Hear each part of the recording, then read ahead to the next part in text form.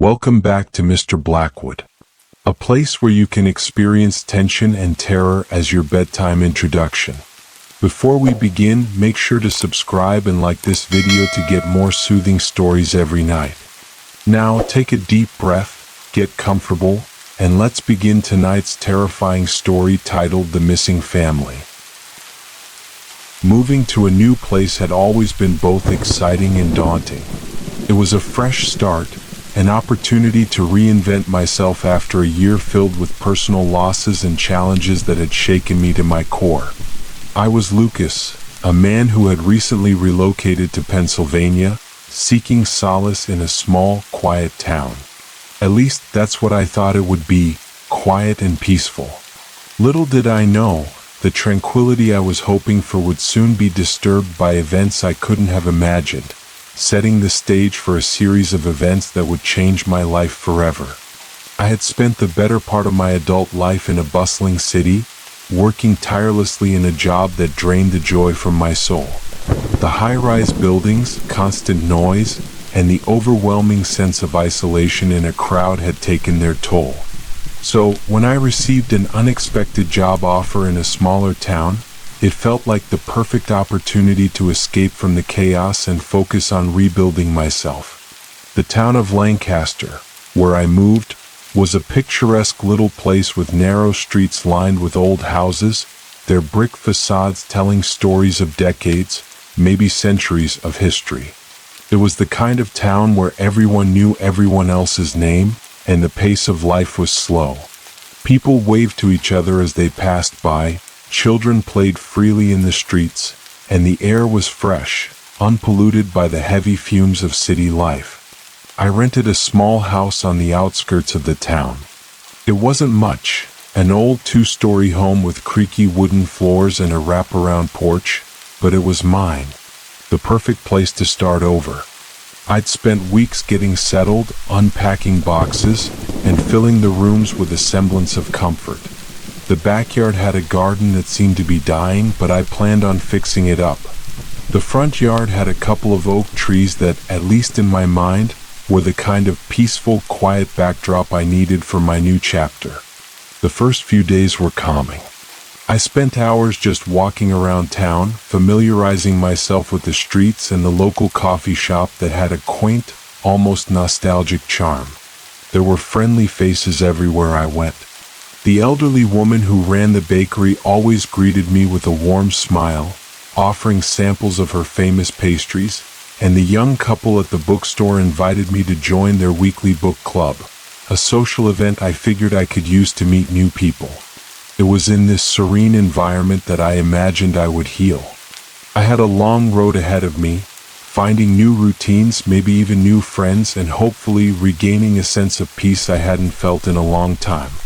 In my mind, I was already picturing myself spending weekends hiking in the nearby hills, enjoying the silence of nature, and having quiet evenings reading books or watching movies by myself. A life that was simpler, slower, and most importantly, away from the noise. But of course, life doesn't always go according to plan. And sometimes, it takes only a single unexpected event to shake the foundations of everything you thought you knew. It wasn't long after I moved in that I first noticed the house next door. It had been empty for months, its windows covered in layers of dust, the lawn overgrown with weeds. The house seemed almost abandoned, and I found myself wondering what had happened to the previous owners. Was it simply too much maintenance for them to handle, or had they moved away for some reason? The property stood there, silent and empty, like it had its own secrets. It wasn't until the second week of my stay that I saw movement from the house. One evening, as I was sitting on my porch sipping coffee, I noticed a car pull up to the driveway of the old house. It was a silver sedan, a model that looked a little too new for the otherwise run-down property. A couple stepped out, looking around as they unloaded their things from the trunk. They moved quickly as if they were trying to make a quiet entrance. I couldn't help but feel a little curious about them. Who were they? Why had they chosen to move into that house? For the first few days, I didn't pay much attention to them. They were just new neighbors, and I wasn't one to intrude on people's lives. After all, the purpose of moving to this quiet town was to avoid the complexities of city life, to keep things simple. I figured they were probably just a family starting fresh like me. Maybe they would eventually come over and introduce themselves, or maybe not. Either way, I wasn't in a hurry to make new friends. I had enough on my plate trying to find myself again. It wasn't until one chilly evening, just as the first signs of winter were creeping in, that things started to change. I was finishing up some work in the living room when I heard a knock at the door. I wasn't expecting anyone. No one really knew me yet, but I got up anyway, wondering if maybe the mailman had delivered something important. When I opened the door, I was met by the sight of a couple standing there. They both looked nervous, their eyes darting around the street as if checking for something or someone. The man was tall and had dark hair, with a strong jawline that made his face look harsh. The woman beside him was noticeably pale, her hair disheveled, and her face marked by signs of sleeplessness. She looked like someone who had been through a lot, though I couldn't quite tell what that lot was. The man spoke first, introducing himself as Mark, while the woman, who looked even more unsettled, introduced herself as Sarah. They mentioned that they had just moved into the house next door. I greeted them warmly, though I couldn't help but notice how uneasy they seemed, almost like they were on edge. It was a brief conversation at first, nothing more than the usual pleasantries. They mentioned that they had just arrived from out of state, but didn't elaborate much on where they had come from or why they had chosen this particular town.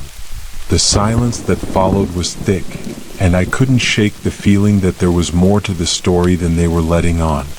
But instead of questioning them further, I simply offered a friendly smile and invited them to let me know if they needed anything.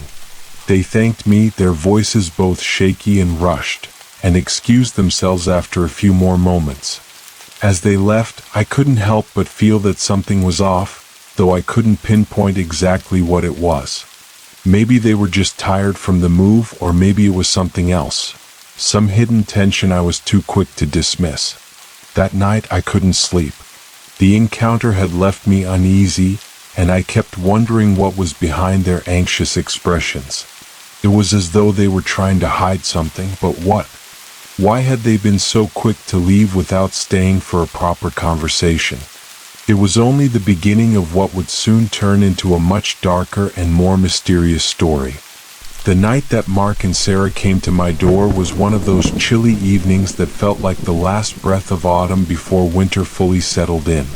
The air had a crispness to it that made my breath visible in the dim light from the porch lamp. I had been relaxing on the couch, catching up on a book I had started a week ago but hadn't gotten around to finishing, when I heard the knock. It wasn't a loud knock, more like a soft tap, gentle yet insistent. At first, I assumed it was just a neighbor or perhaps someone from town, as I had already encountered a few friendly faces during my short stay. I stood up and walked toward the door, wondering who it could be. I wasn't expecting anyone, but at the same time, I had the nagging feeling that something unusual was about to happen. When I opened the door, I found Mark and Sarah standing there, their faces etched with an unease that immediately caught my attention. "Hi, Lucas, right?" Mark asked, his voice a little shaky as though he were trying to steady himself. He was taller than I expected, well over 6 feet, and his dark hair was messy, as though he had run his fingers through it multiple times in a fit of frustration. His eyes, though, seemed strangely distant, like they were scanning the surroundings rather than focusing directly on me. His tone was friendly enough, but there was a nervous edge to it that made me uncomfortable, though I tried not to let it show. Sarah, standing beside him, barely met my gaze.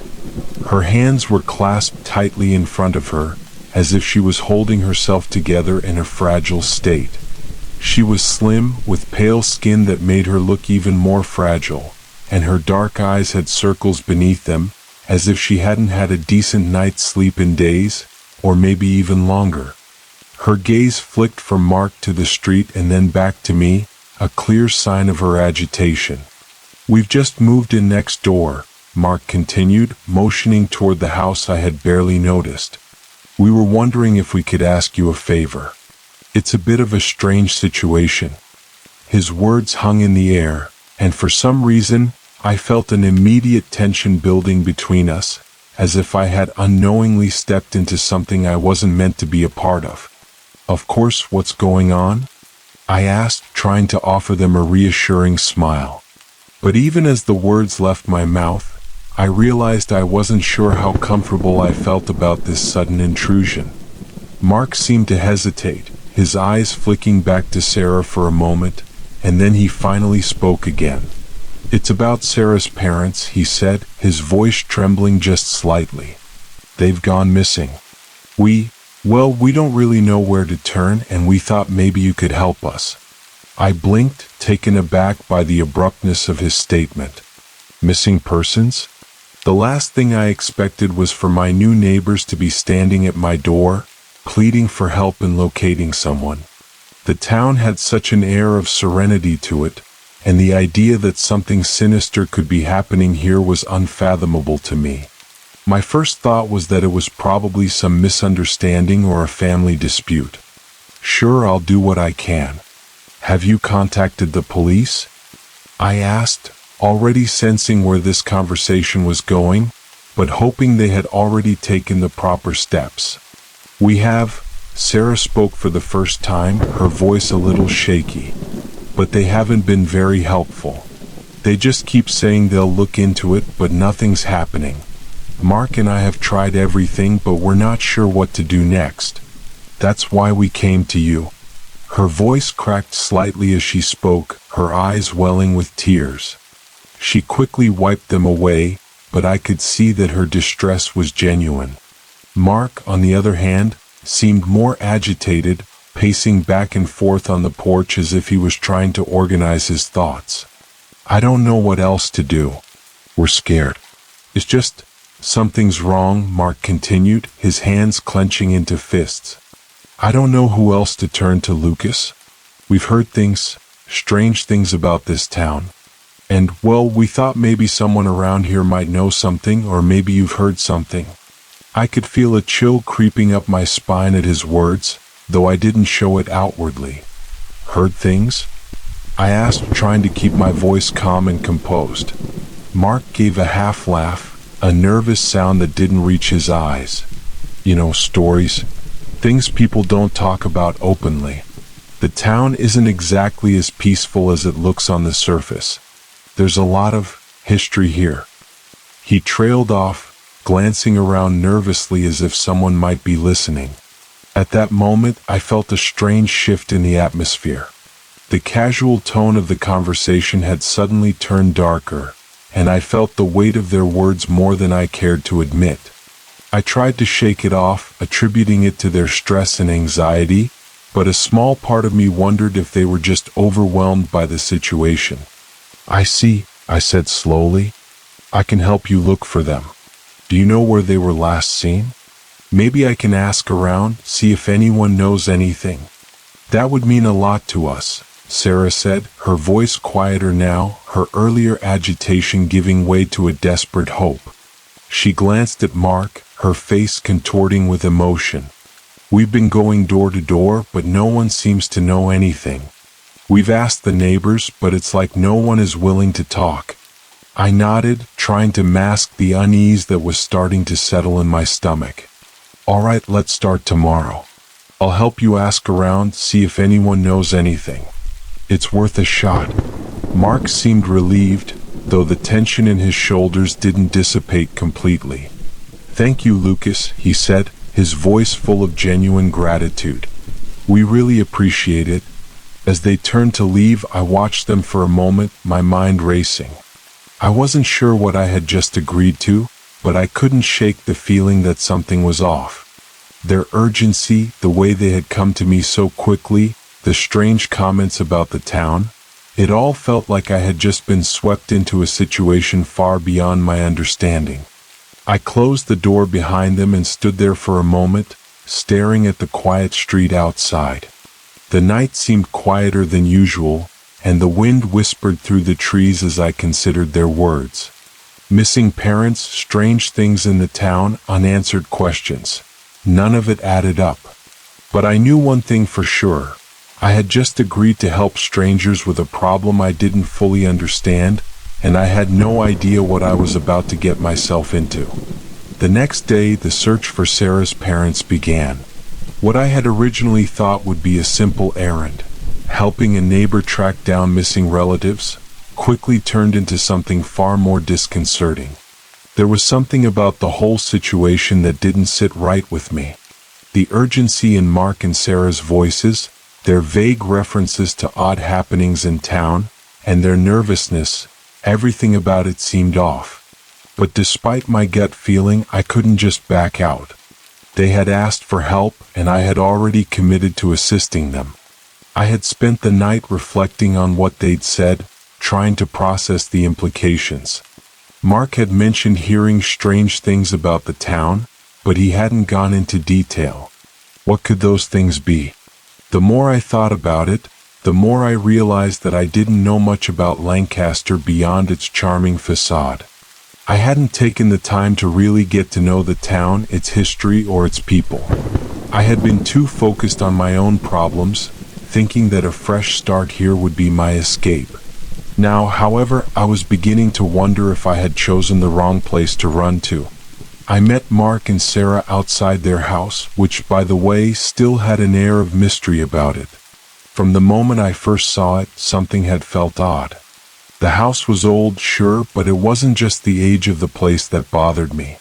It was the way the windows were slightly ajar, the faint rustling noise coming from within when no one was home, and the fact that the yard never seemed to be touched, no matter how much time passed. It almost seemed as though the house was holding on to something, as if it had its own secrets that no one had dared to reveal. I couldn't shake the sense that whatever was going on with Sarah's parents had something to do with that house, something hidden beneath the surface. But I wasn't going to make assumptions just yet. I was here to help, and that's what I planned on doing. Mark greeted me with a tight-lipped smile, his eyes scanning the road as if expecting someone to appear at any moment. Sarah, on the other hand, seemed even more anxious than she had been the night before. She was pacing back and forth on the porch, wringing her hands in a way that made it hard to ignore her unease. I could sense that she was on the verge of panic, and I couldn't blame her. After all, her parents were missing and they had no leads. They were in unfamiliar territory and they clearly felt helpless. "We've been asking around, but no one seems to know anything," Sarah said, her voice trembling as she spoke. "It's like they've just vanished. I don't understand how something like this could happen in a town like this." Her eyes were wide, filled with disbelief and fear. "I don't know what's going on. It doesn't make any sense." I nodded, trying to offer a sense of calm. "Let's just take it one step at a time. We'll go door to door, ask people if they've seen anything unusual, and see if anyone knows anything about your parents." Mark looked at me, his face darkening slightly. "Yeah, that's what we thought. But it's like people here are scared to talk. It's like they're hiding something. No one will admit to knowing anything, and when we mention Sarah's parents, it's like they shut down completely. It's like they're afraid of something." He paused for a moment, glancing at Sarah. "We were hoping you could ask around too. Maybe you'll have better luck." I frowned, unsure of what to make of his words. People are afraid? Of what? Mark didn't answer immediately. Instead, he looked away as if the question itself was something too dangerous to acknowledge. Sarah, too, fell silent, her gaze fixed on the ground. A heavy, uncomfortable silence hung between us. The unease from the night before was now creeping into my thoughts again. I was beginning to sense that there was something much darker happening here, something that no one wanted to talk about. But I wasn't going to back out now. "All right, let's get started," I said, trying to push away my growing anxiety. The three of us set off down the street, moving slowly from house to house, asking the few neighbors who were home if they had seen or heard anything unusual in the past few days. Some were kind enough to offer us their time, but most just gave us blank stares and politely declined to help. It didn't take long for me to notice a pattern. Almost no one seemed willing to talk. It was as though there was an unspoken rule to avoid discussing anything that had to do with Sarah's parents. And the more we asked, the more I began to feel that something wasn't just hidden, it was actively being suppressed. At one house, we met a woman named Helen who was in her late 60s. She was sitting on her porch, knitting a scarf, when we approached. Her expression remained unreadable as we asked if she had seen Sarah's parents recently. Helen paused for a moment, her hands stilling in their motion as she looked up at us, her eyes narrowing ever so slightly. "I haven't seen anyone," she said, her voice cautious. "But people here mind their own business. That's the way things are around here." Her response was vague, and her tone was laced with an odd sense of finality. It was as if she had said everything she was willing to say, and there was no point in pressing her further. "Do you know anything about them? Sarah's parents, I asked, trying to push a little deeper. Helen's lips pressed into a tight line.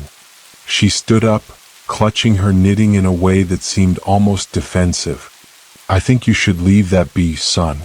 Some things are better left in the past." The air around us felt thicker now, charged with something I couldn't quite grasp. There was an unmistakable chill in her voice, a warning of sorts. But just as quickly as it came, it faded, leaving a vague sense of unease in its wake. We thanked Helen and moved on, but her words lingered in my mind. Better left in the past. What could that possibly mean? And why was everyone acting like they knew more than they were willing to admit? We spent the rest of the day walking from house to house, but the responses were almost always the same. People knew nothing or didn't want to talk. By the time the sun started to set, I was starting to feel the weight of the situation. Something was happening in this town, something people didn't want to acknowledge. But what was it? What was everyone hiding? I turned to Mark and Sarah, whose faces were growing increasingly more frustrated. "This isn't normal," I said, trying to keep my voice steady despite the growing sense of dread. "It's like everyone is afraid to talk about it." Mark clenched his jaw, his frustration evident. "Yeah, I've been trying to tell you. People know something, Lucas. They know more than they're letting on. And it's not just about my parents. It's about something much bigger. I don't know how to explain it, but I feel like we're being watched, like someone is keeping an eye on us." As we stood there, looking out over the quiet street, the feeling of being watched grew stronger. It was as if the entire town was holding its breath, waiting for something to happen, or perhaps to make sure nothing happened at all. I had no idea what was going on, but one thing was clear. I had stepped into something far more sinister than I could have imagined. The following days were a blur. The feeling of being watched became more and more persistent as I continued to assist Mark and Sarah in their search for Sarah's parents. Lancaster, the once peaceful and picturesque town, had transformed before my eyes into something unfamiliar, something unsettling. The smiles that once greeted me on the street now felt hollow, and every conversation I had with the townspeople seemed laced with unspoken tension. No one, it seemed, was willing to help or even acknowledge the presence of Sarah's missing parents.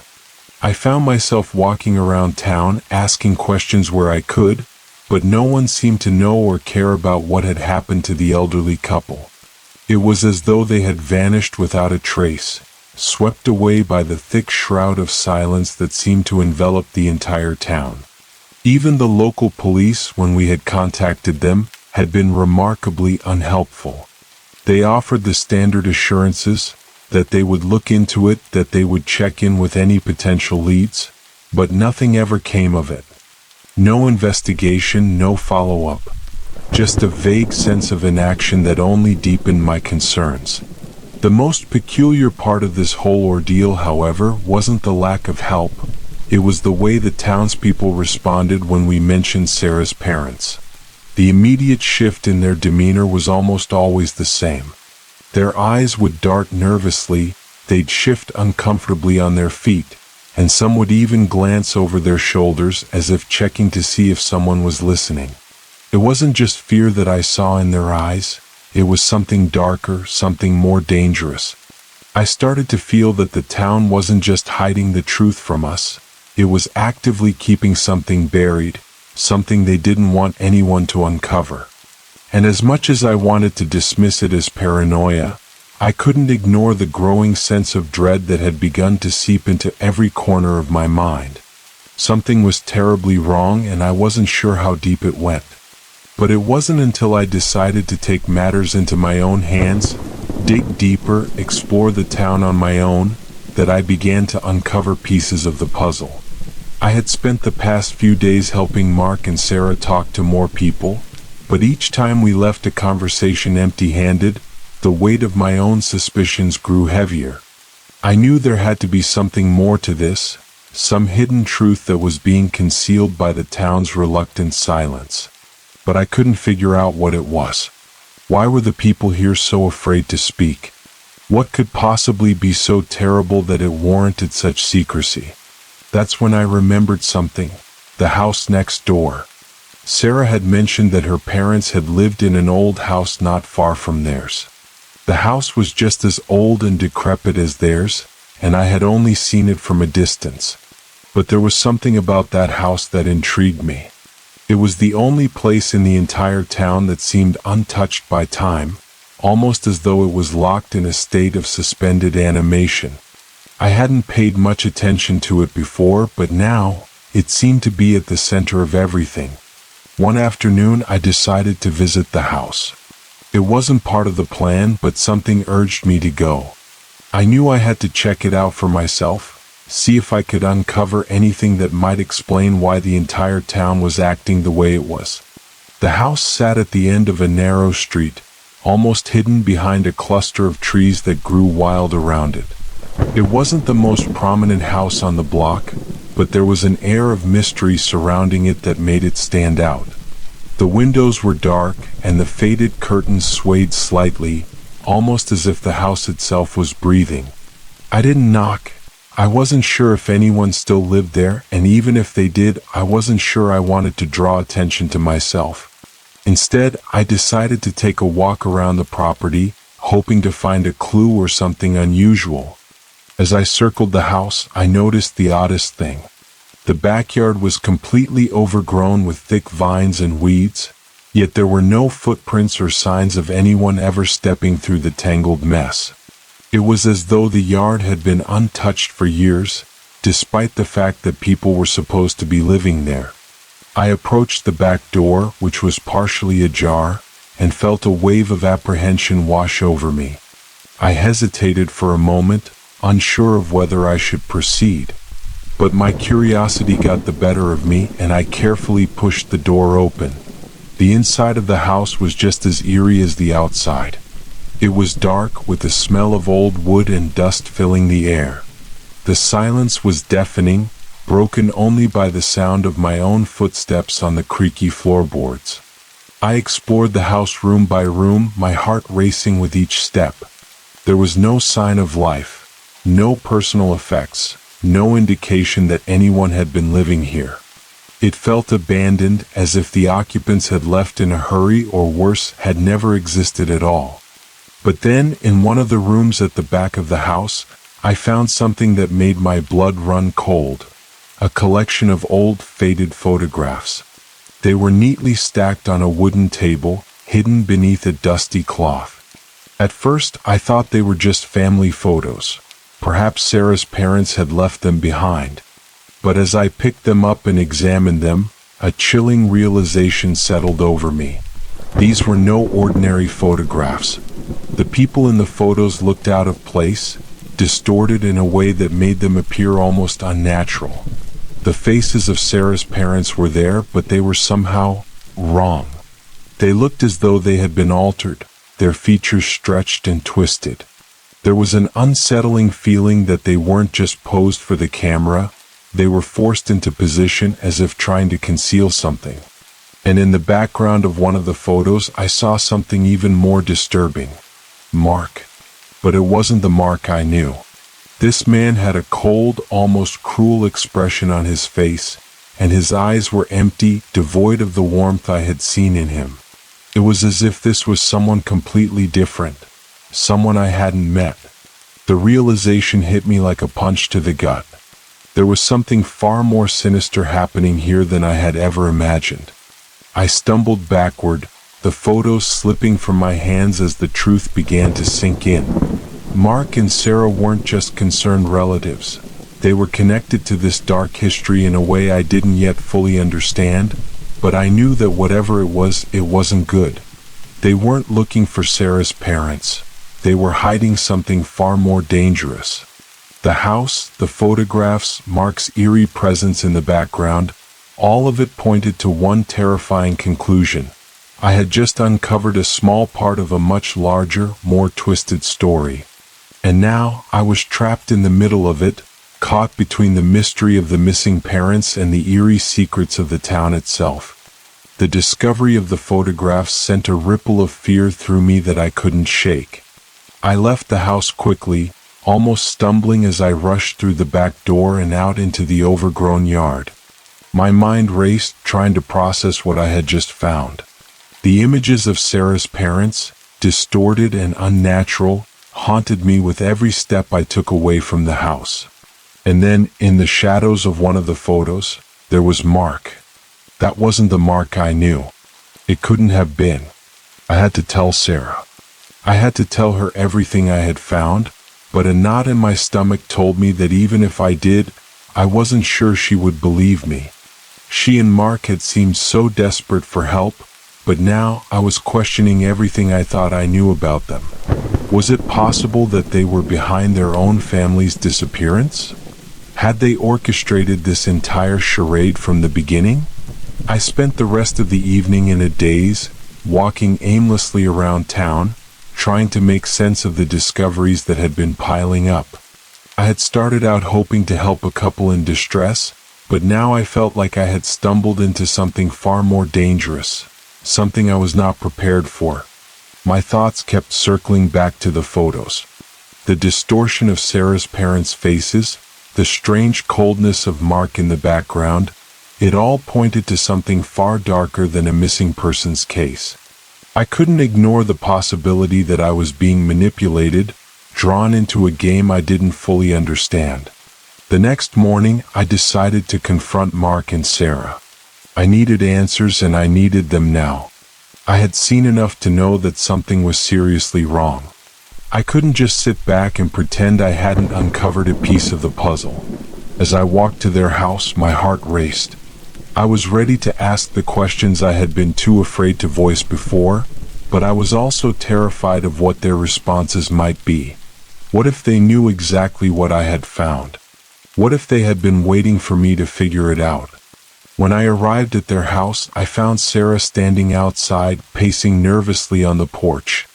Her face was pale, and her eyes were bloodshot, as if she hadn't slept in days. She looked at me with a mix of hope and fear, as if she expected me to tell her something that might either bring relief or cause even more despair. "Lucas," she said, her voice barely above a whisper. "Have you found anything? Have you found my parents?" I hesitated for a moment, unsure of how to approach the situation. I couldn't bring myself to tell her everything all at once, not yet. I wasn't even sure where to begin. But I had to start somewhere. I've been asking around, Sarah. And I went to the house where your parents lived, I said slowly. I found something there. Something strange. There were photographs, and I stopped myself. There was no easy way to explain it. Sarah, your parents, they're not who you think they are. There's something wrong with all of this. Her face turned white as a ghost, her hands trembling as she clutched the railing of the porch for support. "What do you mean?" she asked, her voice cracking. "What's wrong with my parents? What did you find?" I could see the panic rising in her eyes, but I had to press on. She needed to know. I found photos of your parents, but they were different, I said carefully. Their faces were distorted, almost like they were forced into the pictures. And there was something else. Mark was in one of the photos, but it wasn't the Mark I know. It wasn't the man who's been helping you. His expression was different, cold, cruel. Sarah's expression flickered for a moment, as if the weight of my words was slowly sinking in. But then she shook her head, a look of disbelief crossing her face. No, she whispered, her voice barely audible. That can't be right. That's not possible. Mark has been helping me, Lucas. He's the only one who's been here for me. He's been trying to find my parents too. If he were involved in this, he wouldn't be doing all of this. He wouldn't have been helping. The desperation in her voice made me want to believe her, but I couldn't ignore what I had seen with my own eyes. Something wasn't adding up. Mark's behavior had been erratic, his nervousness too pronounced. And the photographs, they spoke volumes. I wasn't sure if Sarah was in denial or if she was being manipulated. But either way, I couldn't just ignore what I had discovered. I know this is hard to believe, I said, trying to keep my voice steady. But Sarah, something is wrong here. You need to understand that. I've been asking people in town, and it's like they're all hiding something. No one is willing to talk about your parents. It's like they've vanished into thin air, and no one seems to care. At that moment, Mark appeared at the door behind Sarah, his face suddenly dark with concern. What's going on out here? He asked, his tone laced with a slight edge of suspicion. He looked from me to Sarah, his eyes narrowing. Sarah, what did Lucas tell you? Before I could respond, Sarah spoke, her voice trembling with anxiety. He said something's wrong with the photos, with the way my parents disappeared. He said you're involved in something, that it's all a lie. Mark's expression hardened, and I could see the tension in his body as he stepped forward, closing the distance between us. You don't know what you're talking about, Lucas, he said sharply. You don't understand. This is bigger than you think. You don't know what's at stake here. His words sent a shiver down my spine, and for the first time, I realized how dangerous this whole situation was. There was a fire in his eyes now, a cold, calculating look that I had never seen before. It was as if the man standing before me was a stranger, someone who had taken on an entirely different persona. What are you talking about? I asked, my voice steady despite the fear rising in my chest. What's going on here, Mark? What aren't you telling me? Mark didn't answer. Instead, he just stood there, his eyes fixed on me with an intensity that made my skin crawl. The silence stretched out between us, thick with unspoken tension, and I realized that I was no longer part of some innocent search for missing people. I had unwittingly stumbled into something far darker, something that Mark and Sarah had been orchestrating all along.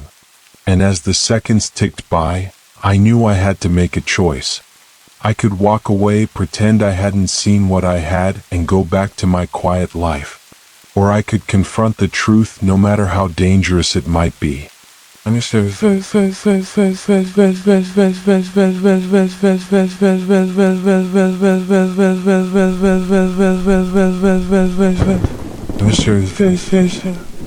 Let me know if you'd like me to continue with further details or expand on certain aspects. The next few days passed in a blur, but there was one moment that stood out more vividly than all the others. It was the moment when everything I thought I knew about Mark, Sarah, and Lancaster began to unravel completely. After Mark's chilling response to my questions, the tension between us had escalated quickly. I could feel the weight of something dark hanging in the air, a sense of impending doom that I couldn't shake. I had gone from trying to help a couple in need to being embroiled in a situation that I wasn't equipped to handle. But now, as much as I wanted to turn away, I knew I couldn't.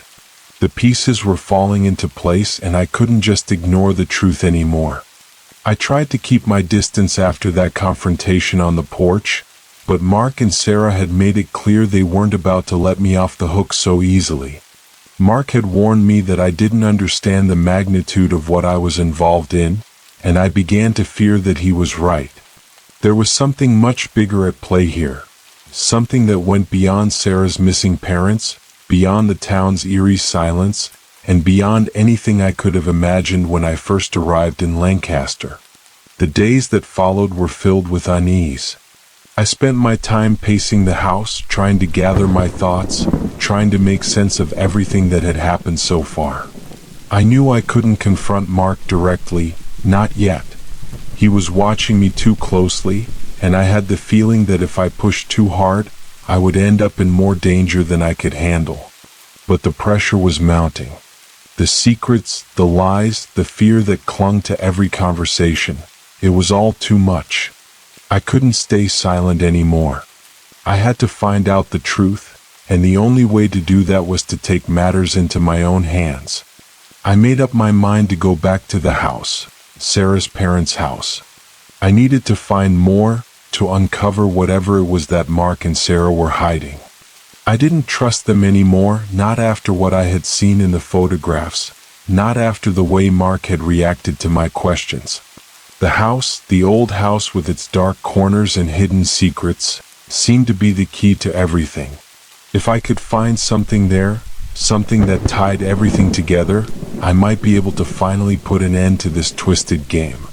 The day I decided to go was overcast, with thick clouds hanging low in the sky. It looked like rain was coming, and the air felt heavy with the weight of the storm. As I walked toward the house, my heart pounded in my chest. I had been here before, but this time felt different. There was an intensity in the air, a palpable sense of danger that made my skin crawl. I walked through the overgrown yard, stepping carefully to avoid the thick vines and brambles that seemed to grow unchecked. As I approached the back door again, I felt the same unease I had the first time. The door was still slightly ajar, just as it had been before, and the darkness inside seemed to swallow the light from the outside. But I wasn't going to turn back now. I needed to know what was hidden inside. I stepped into the house, the floor creaking under my weight, the silence almost deafening. It was as if the house had been waiting for me, holding its breath, ready to reveal its secrets. I made my way to the room at the back, the one where I had found the photographs. The table was still there, untouched, and the air felt thick with a sense of foreboding. As I moved closer to the table, my eyes scanned the room, searching for anything that might explain the dark turn my life had taken. That's when I heard it, footsteps, faint but unmistakable, coming from somewhere behind me.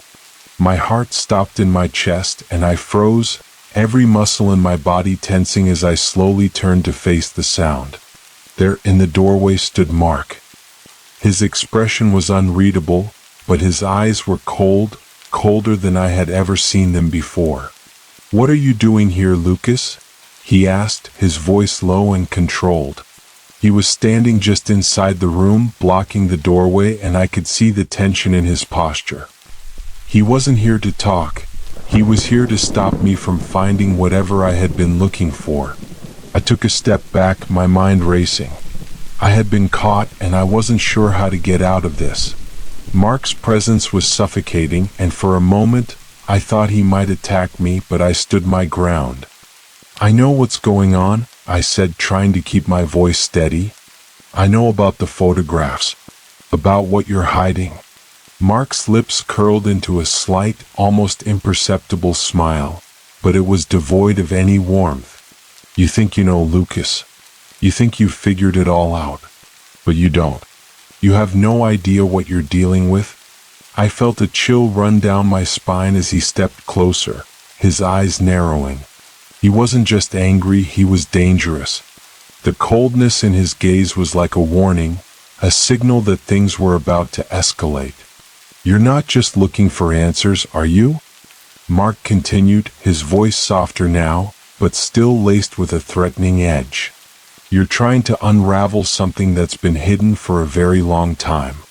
something that you're not ready to understand. You should have stayed out of this, Lucas. You should have walked away when you had the chance. I took a deep breath, my pulse quickening. What do you want from me, Mark? What is all of this about? For a moment he didn't answer. He just stared at me, and in his eyes I saw something dark, something that sent a shiver down my spine. And then, in a voice that was barely a whisper, he said the words that would change everything. You've already been part of this, Lucas. You just don't know it yet, but you will.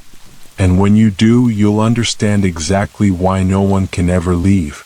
My stomach turned as his words sank in. It wasn't just about Sarah's parents. It wasn't just about the town.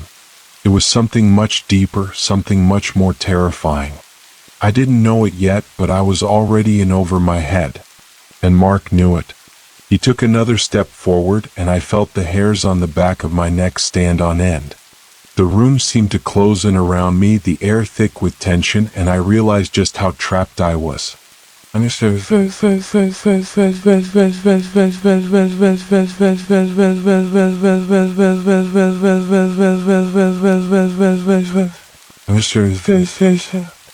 Let me know if you'd like to continue further or make adjustments. I stood frozen in the dimly lit room, every nerve in my body on high alert. Mark's words echoed in my mind. You've already been part of this, Lucas. You just don't know it yet, but you will. And when you do, you'll understand exactly why no one can ever leave. The implications of his statement hit me like a heavy blow. What was he talking about? How had I become part of whatever twisted thing had been going on here? My mind raced as I tried to piece together the fragments of the story I'd uncovered. The photos, the town's strange, hostile silence, the dark energy that had followed me everywhere since the moment I arrived. Mark's chilling words added a layer of complexity I wasn't prepared for. The worst part? I couldn't figure out whether he was trying to frighten me into leaving or if he truly believed what he was saying. Either way, I had to get out of there. I wasn't sure what had happened to me, but one thing was clear. I was in deeper than I had ever intended. I took a slow step back, still unsure whether Mark would stop me or allow me to leave. His eyes followed me with an intensity that made my heart race, but he didn't move. The air between us was thick with unspoken tension, and for a moment, it felt like time had frozen. You need to leave, Mark said, his voice cold and firm. Now, before it's too late. I didn't need to be told twice. I turned quickly, heading for the door. The moment I moved, Mark's voice stopped me in my tracks. You're already involved, Lucas, he called after me, his tone almost mocking. You can't run from this now. No one can. The words cut through the silence like a blade, leaving an unsettling chill in my spine. What did he mean? Already involved? My steps faltered for a moment as I processed his cryptic statement, but I pushed forward, determined to leave the house and get some distance between myself and whatever nightmare was unfolding. I reached the door, swung it open, and stepped out into the overgrown yard. The world outside was still the same. The gray sky overhead, the dead leaves rustling in the wind, the silence of the town that felt suffocating now. But everything felt different. I couldn't shake the feeling that something had shifted within me, that I had crossed some line I couldn't go back from. I didn't stop to look back. I had no intention of turning around to face Mark again. I needed space to think, to process everything that had just happened. I walked quickly, my mind racing. But as I moved further away from the house, I couldn't escape the haunting question that had started to form in the back of my mind. What was Mark talking about when he said I was already part of this? What did he mean that I couldn't run from it?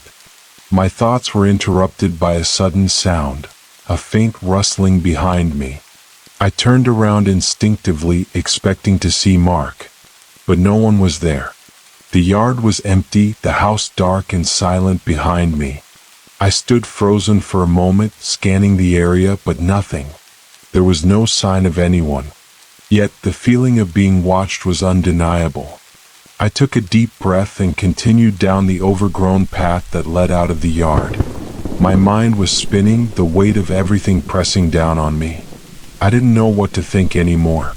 I had been investigating the disappearance of Sarah's parents, but now it seemed like I was up against something far more dangerous, something far more sinister than I had ever imagined. As I walked through the winding streets of the town, I tried to find some sense of clarity. I had to make sense of what had just happened. I had to figure out why Mark had reacted the way he did. And more importantly, I had to understand how I was involved in whatever twisted game was being played. The farther I walked from the house, the more I began to realize how isolated I had become. I didn't know anyone in this town. No one would be able to help me. It had started with Sarah and Mark, and now it was clear to me, whatever was going on in Lancaster, I was in it too. I was tangled in something far beyond what I could control. I made my way to the center of town, hoping to find someone, anyone, who might know something that could help me piece this all together. But as I passed familiar storefronts and the quiet houses, it became evident that something was horribly wrong. I had walked this route countless times in the past week, yet today, everything felt different. The town that had once seemed calm and peaceful now felt suffocating, as if it were a trap slowly closing in around me. I stopped outside a small cafe I had frequented a few times since moving here. I had always found the place charming, and it was the one place where I could escape the oppressive silence of the streets. I walked inside, hoping for some moment of normalcy, something to ground me in the midst of everything that was spiraling out of control. The bell above the door jingled as I entered, and the warmth of the cafe greeted me, but the sense of comfort I usually felt here was gone. I looked around, but no one was sitting at the tables. The cafe was empty. The barista, a woman who had always been friendly to me, was standing behind the counter, her back to me. She didn't turn when I approached, and there was an eerie stillness to the way she moved. "Excuse me," I said, my voice sounding strange in the quiet of the room. "Are you open?" She didn't respond immediately. She just stood there, staring at the counter, her fingers tapping nervously on the surface. I felt a sudden wave of unease wash over me. Something wasn't right. I cleared my throat, taking a step closer to the counter. "Hello?" I asked again, this time louder. The barista slowly turned to face me, her eyes wide with an expression I couldn't place. Her face was pale, her lips slightly parted as though she had just witnessed something terrifying. She opened her mouth, but instead of speaking, she glanced nervously over my shoulder, then quickly looked away, her gaze darting toward the door as if she feared someone, or something, was watching us. I frowned. "What's going on? Are you all right?" I asked, but she didn't respond. Her lips trembled, and her hands were shaking as she wiped them on her apron. It was as if she couldn't even look at me directly. I felt a strange, creeping dread in my chest, and without another word, she turned away and disappeared into the back room of the cafe, leaving me standing there in the eerie silence. I stood motionless for a moment, unsure of what to do. The feeling of being watched, of being caught in something I didn't understand, was overwhelming now. The cafe, once a place of comfort, felt like a prison, and I had no idea what was happening. Every step I had taken since arriving in Lancaster had led me further down a path of confusion and fear. The more I uncovered, the more I realized that this town, these people, had a darkness I couldn't escape. I turned and walked out of the cafe, my mind racing with the growing realization that no matter what I did, I couldn't stop the unraveling of everything I had known. Something was closing in around me, and I had no way of knowing how deep the hole went or if I would ever be able to get out. The days blurred into one another as I continued to feel the grip of something malevolent tightening around me. The town, which I had once seen as a peaceful haven from the chaos of my previous life, now felt like a prison, a place where the walls were closing in on me and the truth was just out of reach. but there was no more denying it. The more I dug, the deeper I sank into a reality I had never imagined, a reality where nothing was as it seemed, and everyone had a part to play in the web of lies and secrets. I had tried to walk away. I had told myself to stop, to leave Lancaster and never look back. But it was too late. The moment I set foot in this town, I had become entangled in something I couldn't escape. The people, the town, the strange occurrences, they were all connected, and I was now a part of it. There was no turning back. The truth that had been slowly unraveling over the past weeks finally became undeniable. It wasn't just Mark and Sarah who were involved. It was everyone. The town itself was hiding something far darker, something far more terrifying than I could have ever imagined. The morning I decided to confront Mark for the last time, I knew I was walking into the lion's den. The sense of dread that had been gnawing at me for days had now reached its peak. It was no longer just about Sarah's missing parents. It was about a conspiracy that stretched back for generations, a sinister force that controlled everything in this town.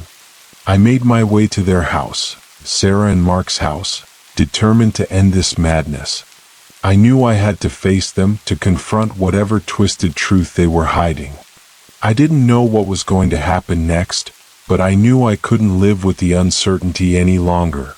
When I arrived, the house was still silent, as if it had been waiting for me. I knocked on the door, and for a long moment there was no answer.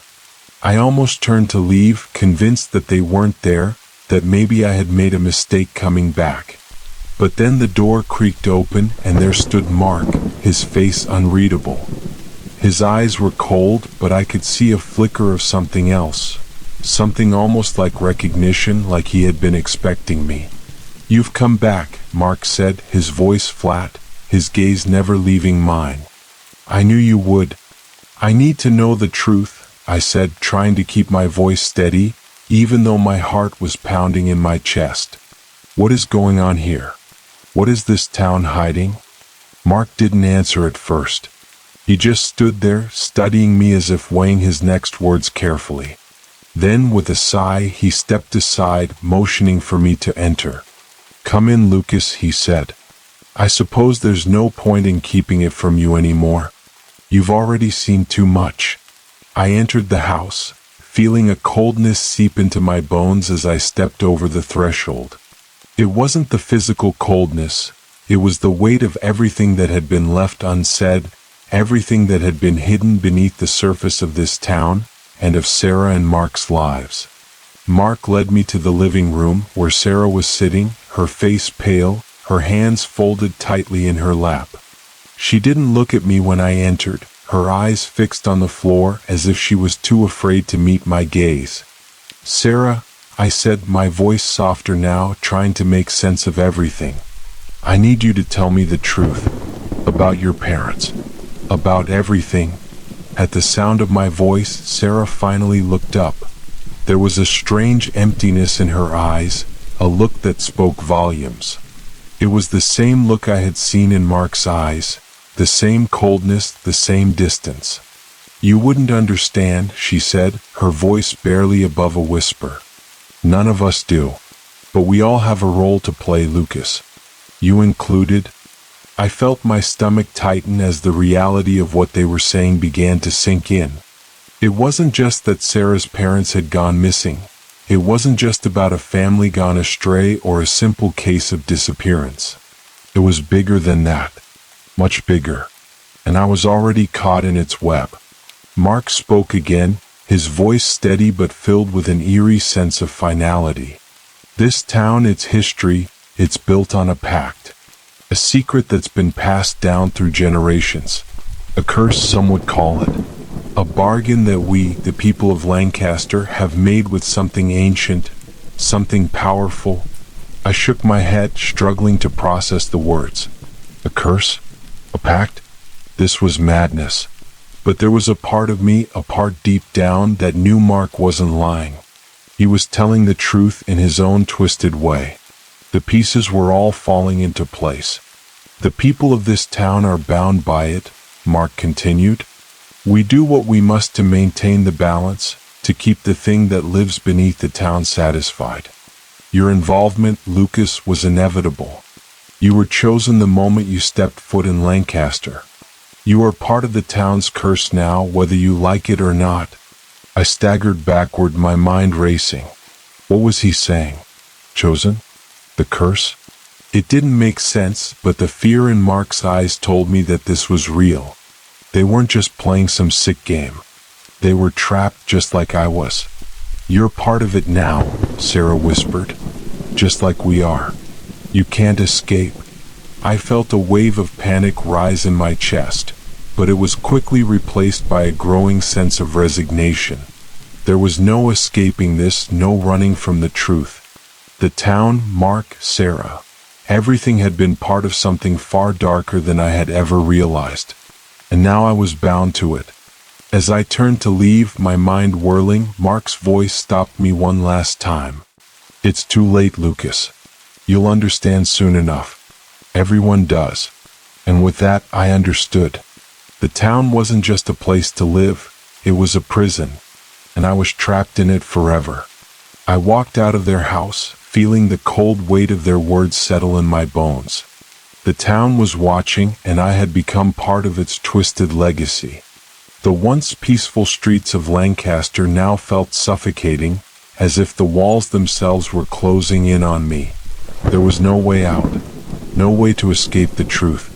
And as I walked deeper into the heart of the town, I knew that I would never be the same. Lancaster had claimed me, and there was no turning back. Good night.